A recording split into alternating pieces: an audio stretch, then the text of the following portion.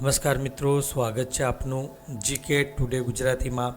મિત્રો, ગુજરાત સરકાર શ્રી દ્વારા જે પણ ભરતી બહાર પાડવામાં આવે છે તેમાં મોટા ભાગે ઓનલાઈન અરજી જીપીએસસી ઓજસ અને ઓજસ એટલે કે ઓનલાઈન જોબ એપ્લિકેશન સિસ્ટમમાં જ ફોર્મ ભરવામાં આવે છે। તો મિત્રો, તમે તમારું એપ્લિકેશન કઈ રીતના કરી શકો છો તે અંગેની તમામ માહિતી આપણે આ વિડીયોની અંદર મેળવવાના છીએ। તો મિત્રો, વિડીયોમાં અંત સુધી બન્યા રહેજો। તો મિત્રો, ચાલો આગળ વધીએ। સૌપ્રથમ આપણે ગૂગલમાં જઈને જીપીએસસી ઓજસ ટાઈપ કરવાનું રહેશે। મિત્રો, તમે ઓજસ જીપીએસસી પણ લખી શકો છો। તો આ રીતના આપણે અહીં ક્લિક કરવાનું રહેશે।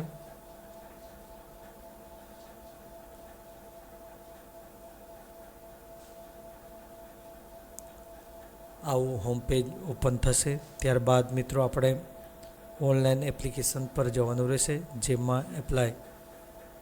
હવે ત્યારબાદ આપણે મિત્રો આજે હાલમાં જે GPSC state tax inspector class 3ની ભરતી છે તેમાં આપણે કઈ રીતના અપ્લાય કરી શકીએ તે માહિતી મેળવીએ। આપણે સ્ટેપ બાય સ્ટેપ કઈ રીતના ફોર્મ ભરાય તે તમામ પ્રોસેસ આજે જાણીશું। તો એપ્લાય પર ક્લિક કરીશું। ત્યારબાદ મિત્રો અહીં એપ્લાયના ઉપર ક્લિક કરીશું। મિત્રો, અહીંયા ઓટીઆરની ફેસિલિટી પણ આપવામાં આવી છે।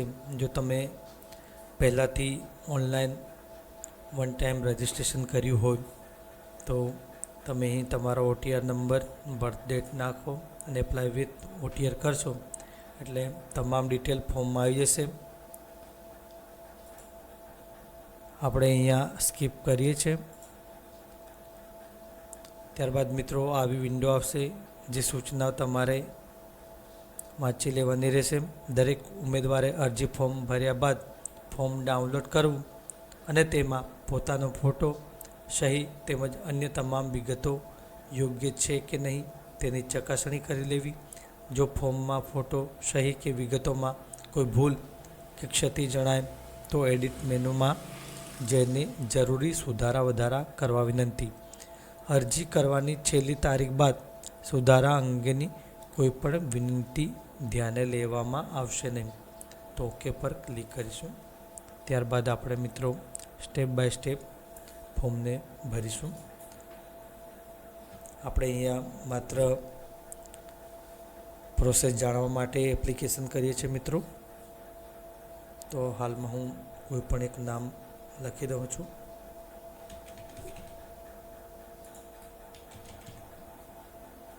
સરનેમ પટેલ કરી છે, નામ અજય લખ્યું છે। ત્યારબાદ ફાધરનું નામ લખ્યું છે, અહીંયા મધરનું નામ લખી દઈએ। ત્યારબાદ અહીં મેલ, બર્થ ડેટ આપણે કોઈ પણ હાલ લખી દઈએ છીએ મિત્રો।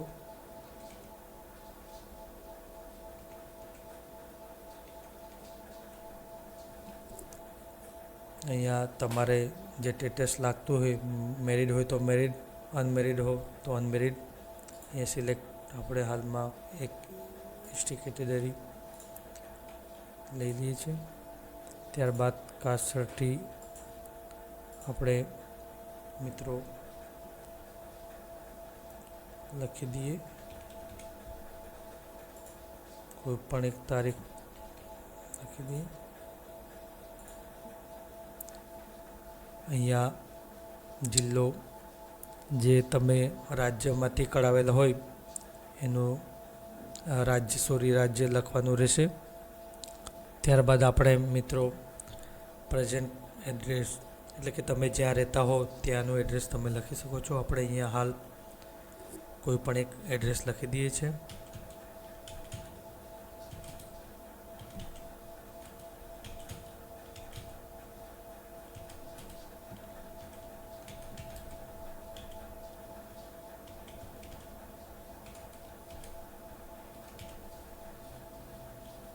ત્યારબાદ સ્ટેટ ગુજરાત, ડિસ્ટ્રિક્ટ આવશે આણંદ। અહીંયા આણંદ જ કરી દઈએ છીએ. પિનકોડ આપણે ટેમ્પરરી લખી દઈએ છીએ. ત્યારબાદ મોબાઈલ નંબર. અહીં આપણે માત્ર પ્રોસેસ જાણીએ છીએ મિત્રો. તમારે જે ડિટેલ હોય આપે ફિલઅપ કરવાની રહેશે. રીટાઈપ મોબાઈલ જે ઉપર પ્રકારે આપણે અહીં લખ્યો છે એ પ્રમાણે જ તમારે એન્ટર કરવાનું રહેશે. જો કોઈ પણ એક નંબરમાં ભૂલ હશે તો આ પ્રકારની એરર તમને બતાવશે. તો અહીંયા મિત્રો આપણે લખી દઈએ છીએ. આ થઈ ગયું કમ્પ્લીટ. ત્યારબાદ પ્રેઝન્ટ એડ્રેસમાં આ પ્રકારે તમે આ સેમ એડ્રેસને નાખી શકો છો. જો અલગ એડ્રેસ હોય તો એ તમે ફિલઅપ કરી શકો છો. હવે આપણે અહીંયા સેમ છે એટલે પ્રમાણે નાખી દઈએ છીએ મિત્રો.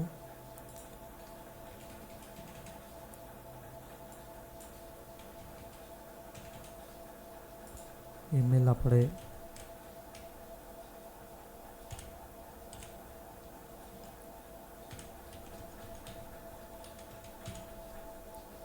ઉપર જે પ્રકારે ઈમેલ આઈડી લખ્યું છે એ પ્રમાણે જ હોવું જોઈએ.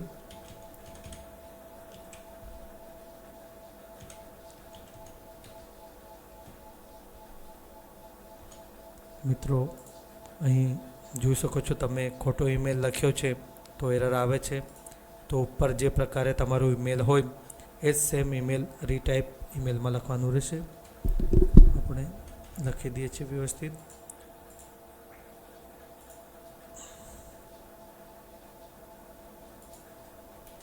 ઓકે, ફરીથી ટાઈપ કરીએ છીએ મિત્રો. પીસીટી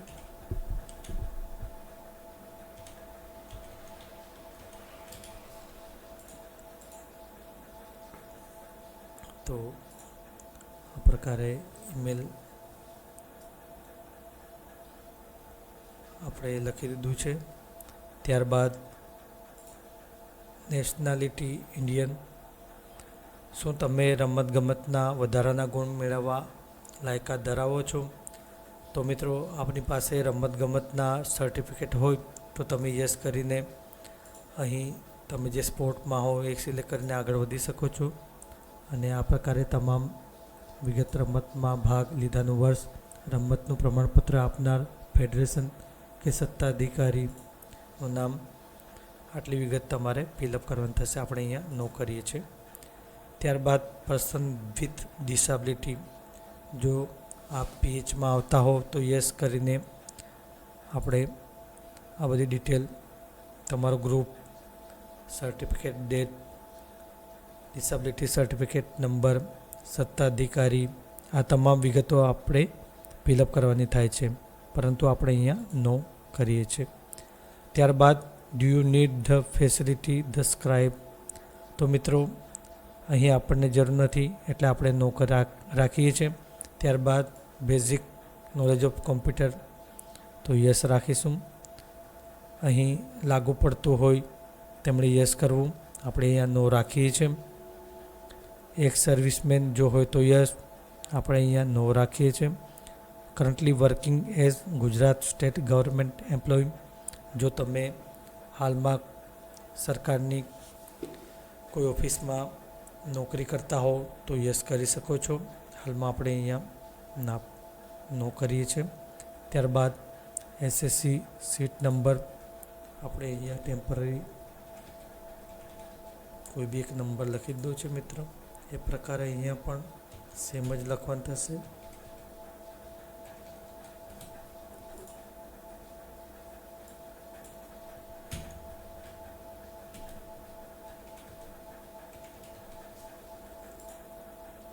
આ રીતના લખીએ છીએ મિત્રો. ત્યારબાદ આપણે આ એક તારીખ લખી દીધી છે. ત્યારબાદ ફૂલ નેમ ઉપર લખ્યું તે મુજબ આપણે પટેલ અજય વિનોદ એ પ્રકારે એસએસસીમાં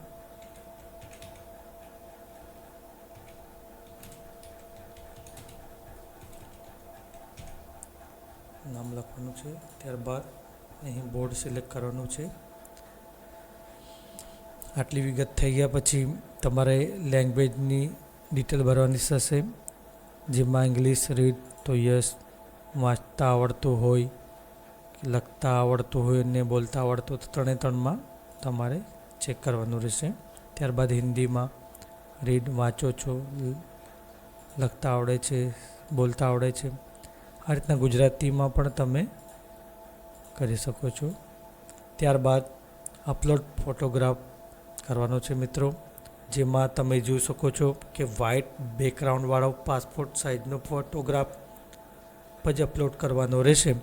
આ ફોટોગ્રાફ તારીખ સાથેનો હોવો જોઈશે કે જે તારીખ અરજી કરવાની છેલ્લી તારીખથી 1 વર્ષ પહેલાંની ન હોવી જોઈએ. તો આપણે અહીંયા એક ફોટો અપલોડ કરીએ છીએ મિત્રો. અહીંયા આપણે સમજ ખાતર આ ફોટો અપલોડ કરીએ છીએ મિત્રો. તમે તમારો પોતાનો ફોટો તારીખ સાથેનો અપલોડ કરી શકો છો. ત્યારબાદ સિગ્નેચર અપલોડ કરીએ છીએ મિત્રો. અહીં ખાસ સૂચના વાંચી લેવી: 5 સેમી લંબાઈ, 3.6 સેમી પહોળાઈ. ફોટાની સાઇઝ છે 15 કેબીથી વધારે રાખવી નહીં, અને સિગ્નેચરમાં પણ 15 કેબીથી વધારે રાખવાની નથી.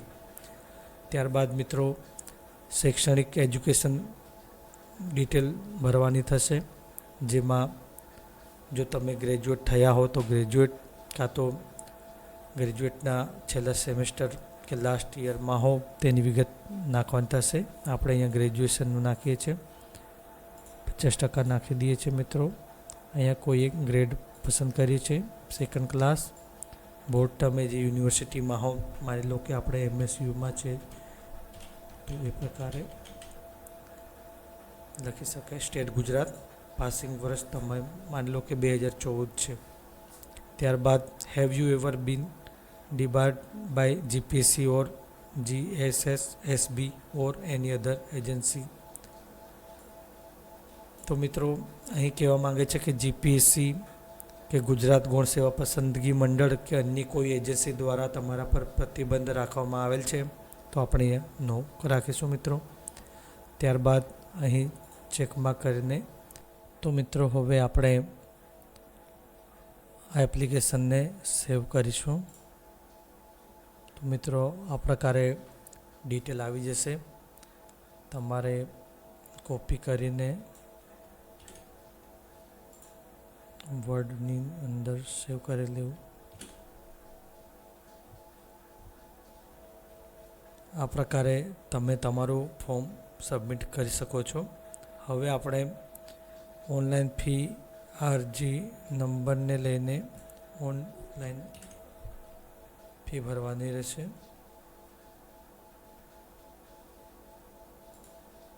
ક્લિક કરીશું. ત્યારબાદ સિલેક્ટ એડવર્ટાઇઝમેન્ટ, જેમાં સ્ટેટ ટેક્સ ઇન્સ્પેક્ટર ક્લાસ 3 આટલું કર્યા પછી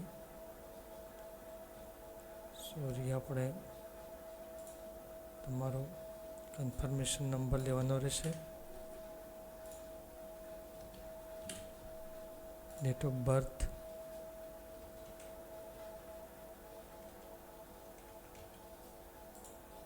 ત્યારબાદ અહીં આપેલ કેપ્ચા નાખવાનો રહેશે.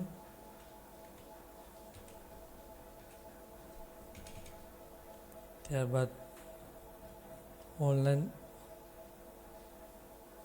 પેમેન્ટ ઓફ ફી કરવાનું રહેશે મિત્રો. Fee not require for this advertisement. તો મિત્રો આપણે ફોર્મ ભરતી વખતે ST સિલેક્ટ કર્યું હતું, એટલે આપણે ફી ભરવાની અહીં થતી નહીં. તો મિત્રો આ પ્રોસિજરથી તમે તમારું ઓનલાઈન ફોર્મ અને ફી ભરી શકો છો. ત્યારબાદ તમે પ્રિન્ટ એપ્લિકેશન ફોર્મ અહીં લઈ શકો છો મિત્રો.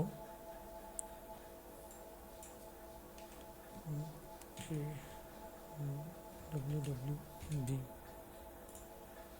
તો આ રીતના તમે તમારું એપ્લિકેશન જોઈ શકો છો મિત્રો.